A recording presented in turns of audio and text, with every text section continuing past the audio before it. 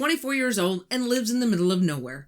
Literally. The date is February 9th, 2017, and we are in Prowers County, Colorado. And Randy's coming home late that night because he had just dropped off his sister at the airport in Lamar, Colorado. And he lives 7 miles north of the Oklahoma border on 250 acres of land. And he has a trap line around his property for coyotes. And so on the way home, he decides to check his traps. And the first 2 traps are empty. So he heads south. And that's when he sees it. At first, he thinks it's a coyote.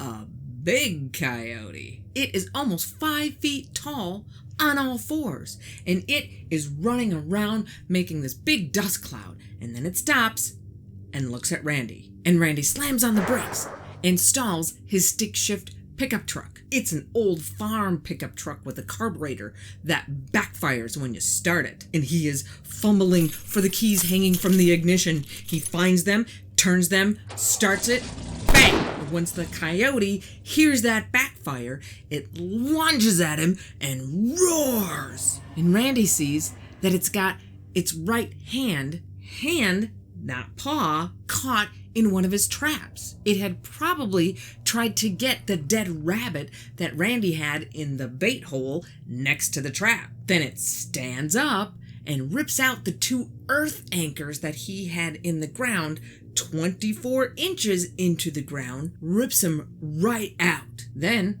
just stares at Randy. And it felt like an eternity. And Randy knows that his .357 would do nothing to stop this thing should it choose to attack him. But he's just standing there in shock and awe looking at this thing. And he notices it has orange eyes. And they're not glowing. It's more like they have a tint, like cat's eyes in the dark. Then it takes a step toward him, curling up its upper lip, snarling at him, showing him his teeth, and they are huge. The longest 2 had to have been 4 to 5 inches long. It growls at Randy.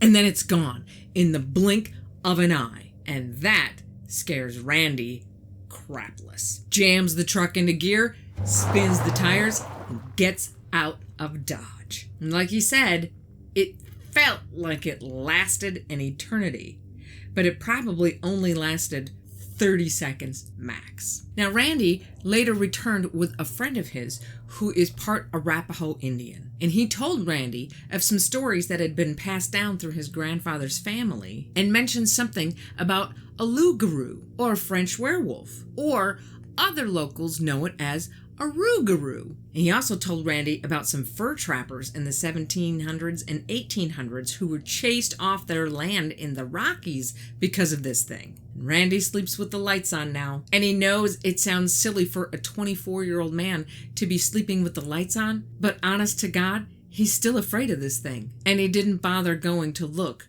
for his lost trap.